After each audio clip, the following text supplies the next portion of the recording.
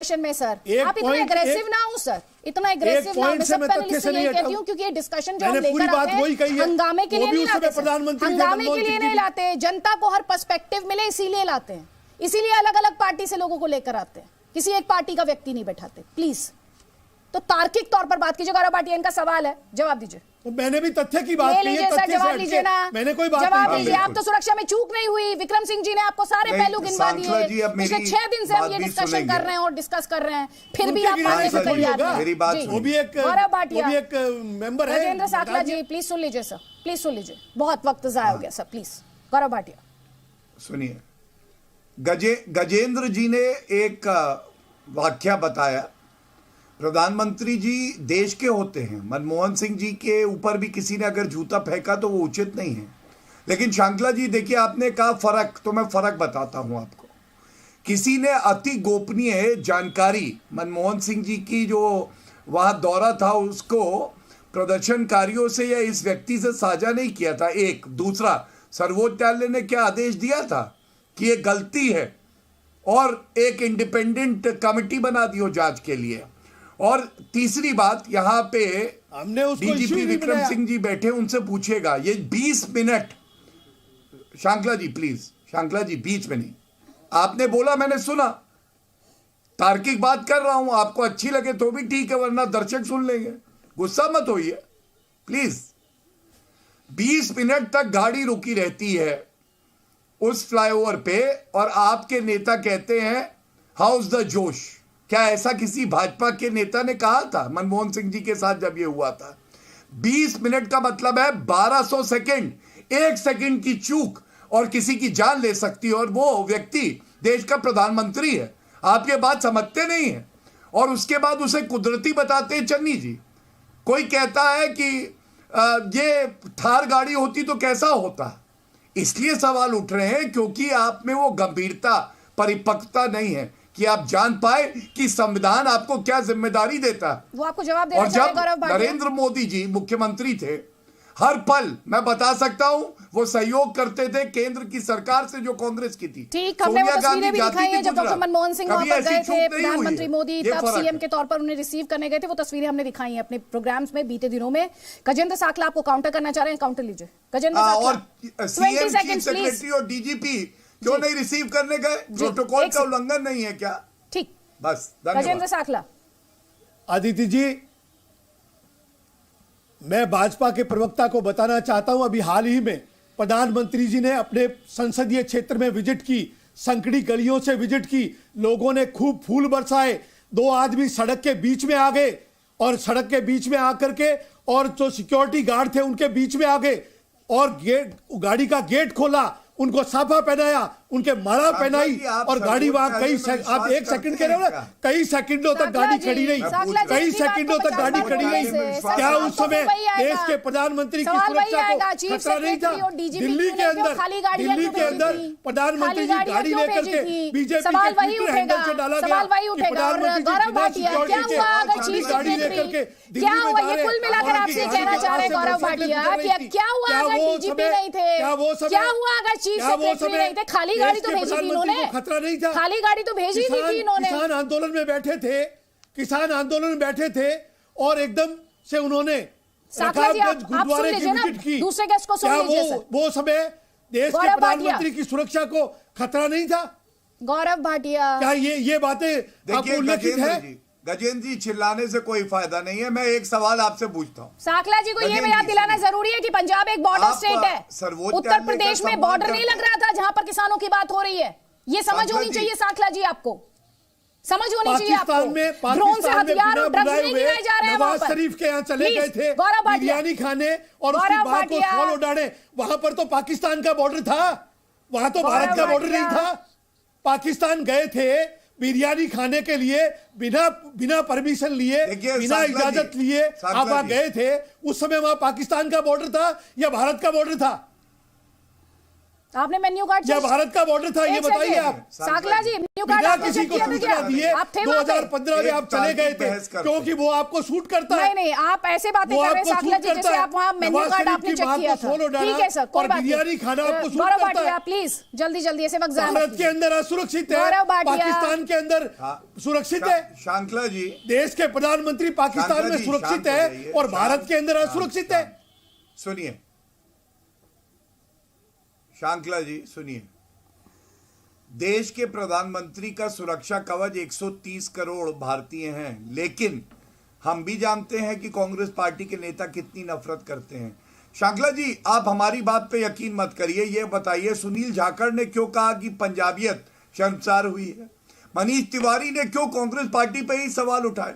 सर्वोच्च न्यायालय का आदेश आ गया, मीडिया आपसे सवाल पूछ रहा है, जनता आक्रोशित है। और मुझे आपकी बातें सुन के बहुत दुख हुआ कि सर्वोच्च न्यायालय ने भी जब कह दिया कि हम इंडिपेंडेंट जांच कराएंगे, तो क्या यह नहीं दर्शाता कि पंजाब पुलिस पर सर्वोच्च न्यायालय को भी विश्वास नहीं है? क्या आपका विश्वास सर्वोच्च न्यायालय पे नहीं है? क्या आप राहुल गांधी के हिसाब से चलेंगे जो कहते हैं कि सर्वोच्च न्यायालय को एक दो लोग भाजपा के चलाते हैं? क्या आप भी इसी मत के हैं? और यही दिखाता है कि संवैधानिक संस्थाओं पे आपका विश्वास नहीं है। आप प्रधानमंत्री की सुरक्षा में सेंध लग जाती है, आप साजिश करते हैं। इतनी मोहब्बत मत करिए पाकिस्तान से कि भारत आप पे थूकने लगे।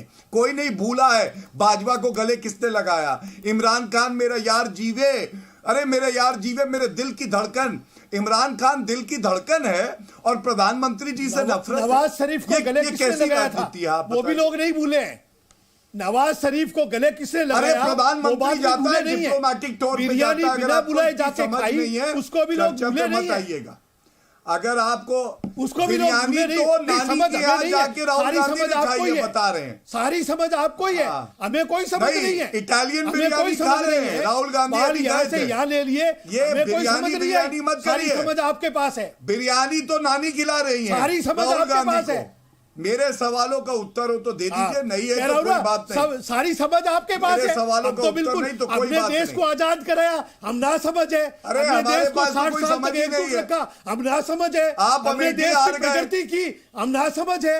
समझदार तो 7 साल से सत्ता में आए हैं। जातीय का जहर देश में बोला जा रहा है, धर्म के नाम पर, जाति के नाम पर, संप्रदाय के नाम पर लोगों को लड़ाया जा रहा है। आज देश के लोग एक दूसरे को देख के मुद्दे से भटक रही है। मुझे समझदारी क्या है? हमारी अंदरूनी 7.5 साल से समझदारी हुई है। विक्रम सिंह को लेकर समझदारी डिस्कशन में हम तो ना समझे सारे। गजेंद्र साकला जी ने मुद्दा छोड़कर धर्म, जाति, संप्रदाय बीजेपी ये करती है। देश का मुसलमान जिसने आजादी के आंदोलन में अपना खून बहाया है, वो देश का मुसलमान आज आपने उसको गद्दार साबित कर दिया है, देशद्रोही साबित कर दिया है। साकला जी आपस में गजेंद्र साकला जी आप कहां से कहां पहुंच गए सर? फैला दिया है। आप कहां से कहां पहुंच गए? मुसलमान है तो अफजल गुरु सर, ये प्रधानमंत्री की सुरक्षा में छूट तो सोनिया गांधी हो रही। प्लीज हम ना समझे, आप कहां से कहां चले गए सर? और सुन लीजिए नहीं, आप और ये बताइए, चलिए ठीक है, मुसलमान को प्यार करते हैं तो डॉक्टर अब्दुल कलाम जैसे। भारत में हिंदुस्तान, पाकिस्तान, इनका हिंदू मुसलमान जैसे जो सर्वोच्च बलिदान देते हैं, हम उसको प्यार करते हैं। डॉक्टर विक्रम सिंह, धर्म, संप्रदाय, जाति, मुसलमान कहां कहां ले गए कांग्रेस के स्पोक्स पर्सन इस डिस्कशन को। लेकिन डॉक्टर विक्रम सिंह, मैं आपसे फैक्चुअली इस मुद्दे पर बात करना चाहती हूं। इसलिए बात करना चाहती हूं क्योंकि इस पर दलगत जो राजनीति हो रही है उससे ऊपर उठकर ये प्रधानमंत्री की सुरक्षा का मामला है और ये आगे कभी इस तरह से रिपीट ना हो, क्योंकि इस देश के इतिहास में पहले देश ने ऐसे प्रधानमंत्रियों को ऐसे अटैक्स में खोया है। क्या इसकी गंभीरता और इसकी संजीदगी पॉलिटिकल पार्टीज उसे अंडरमाइन कर रही हैं? बिल्कुल कर रही है अदिति जी। ये ग्रैंड स्टैंडिंग और ये पोस्चरिंग ये अत्यंत अशोभनीय है और आपत्तिजनक है। आपके जो सीधे प्रश्न थे उनका उत्तर न दे करके प्रांतवाद और जातिवाद, हमारे विद्वान नेता, उनको नमन और प्रणाम करता हूं, क्योंकि नेताओं की बात का उत्तर और तर्क देना मैं उचित नहीं समझता हूं। लेकिन आपके सवालों का जवाब न देकर के प्रांतवाद पे आ जाना और उसके ऊपर इस तरीके की बातें करना, जातिवाद के ऊपर आ जाना, लेकिन आपके सवालों का उत्तर न देना, मैं समझता हूं पूरा देश इस सहमत है कि भारतवाद से ऊपर कोई वाद हो नहीं सकता है। Who lives if India dies and who dies if India lives. अगर भारत सुखी और संपन्न है और जीवित है तो सब जीवित हैं, और अगर भारत या उसके प्रधानमंत्री के ऊपर इस तरह आक्रमण होता है वो प्रत्येक भारतीय के ऊपर होता है। प्रश्न यह है कि जो चूक हुई है उसको माने, स्वीकार करें। गलती जो त्रुटि है ये कोई नहीं कह रहा है किसकी है, लेकिन जो त्रुटि है अब तो सुप्रीम कोर्ट की कमेटी है, उसकी जिम्मेदारी फिक्स होनी चाहिए, दोषियों को दंडित होना चाहिए। और आपने सही कहा अदिति जी, इसकी पुनरावृत्ति ना हो। और ये बिल्कुल साफ है, जैसे 2 के पहाड़े में कोई बहुत क्रांतिकारी एल्गोरिथम नहीं आता है, 2 + 2 = 4 उतना सीधा जवाब है। लेकिन हम कहां कहां जातिवाद, प्रांतवाद, इधरवाद और उधरवाद और दुनिया की बात करेंगे, लेकिन 2 + 2 = 4 हम नहीं कहेंगे आदिति जी। तो कष्ट इसी बात का है। विक्रम जी, मैं आपसे एक सवाल जिसका जवाब गजेंद्र साकला नहीं दे पाए हैं, वो सवाल ये है, डीजीपी नहीं गए, चीफ सेक्रेटरी नहीं गए, प्रोटोकॉल आप ज्यादा समझते हैं, आपको ज्यादा अंडरस्टैंडिंग है, ये खाली गाड़ी भेजने का क्या मतलब है? खाली गाड़ी चलाने का मतलब केवल यही आदिति जी, एक तो अशिष्ट व्यवहार, अनप्रोफेशनल व्यवहार, और तीसरा पुलिस की उपसंस्कृति में कहा जाता है जहां कहीं समस्या हो पहले ही भूमिगत हो जाओ। खासकर ये इसको हुस्न इत्तेफाक कहते हैं कि जहां मालूम है समस्या होने वाली है वहां पर डीजीपी का ना जाना, चीफ सेक्रेटरी का ना जाना और सीएम का ना जाना, ये 2 ही बातें इंगित करती हैं। हो सकता है मैं गलत हूं, लेकिन हमारे यहां उप संस्कृति में जो 150 साल की उप संस्कृति है, अगर कहीं कोई दुर्घटना की संभावना है और महत्वपूर्ण व्यक्ति नहीं पहुंचे हैं, वो उसके लिए प्रिवी थे और उनका ना जाना भी संदेह की सुई उनकी तरफ इंगित कर रही है। कहा हुस्ने इत्तेफाक, क्या इसे अंडरग्राउंड होना भी कहते हैं? इसको कहते हैं भूमिगत हो जाओ, भूमिगत हो जाओ। जिंदा रहोगे, दोबारा बन जाओगे, वो पद पा जाओगे। लेकिन अगर कहीं ऊंच नीच हो गई तो फिर न दोबारा, फिर क्या, फिर तो खेल खत्म, पर्दा डाउन हो जाएगा। इसलिए इसी को हुस्न इत्तेफाक कहते हैं। तीनों तो की जब ये प्लेयर इन्वेस्टिगेशन होगी सर, कितना बड़ा ये पॉइंट होगा? आपने सबसे बड़े पॉइंट पे यही कहा कि कहीं ऐसा तो नहीं, मैं गलत हो सकता हूं, हो सकता भगवान करे मैं गलत हूं, आपको कॉन्स्पिरेटर्स तो नहीं है, आपको मालूम था इसीलिए आप नहीं गए उस चीज में जो कि जिस बात की तनख्वाह आप तीनों लेते हैं कि पीएम के आने पे आपके डिफरेंसेस हो सकते हैं, लेकिन आप गए क्यों नहीं? ये न केवल अनप्रोफेशनल है, इम्पोलाइट है, बल्कि अनकॉल्ड फॉर है, तीनों चीजें। साकला जी जी हाँ सर, कुछ पॉइंट समझ में आए सर जो भी विक्रम जी ने समझाए? बिल्कुल समझ में आया आदिति जी, मेरे एकदम सारी बातें बहुत अच्छी तरह से समझ में आ रही है, और आपको मेरी बात मानने के लिए बहुत बहुत धन्यवाद भी है कि आप बराबर मेरी बात को फॉलो कर रहे हैं।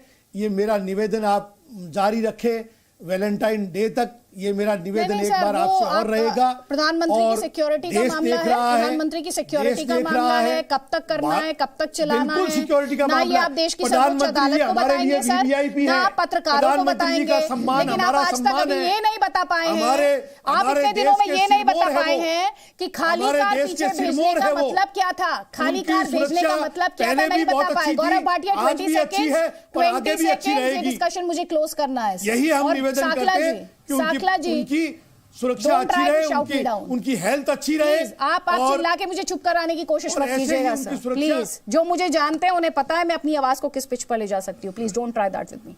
गौरव भाटिया। अदिति जी, समय कम है, 2 बातें कहूंगा। सबसे पहले तो मन बड़ा व्यथित हुआ कि उस फौज के जो अधिकारी हैं जो अपनी जान पे खेलते हैं, उन पे उदित राज जी ने इतनी अभद्र टिप्पणी कर दी।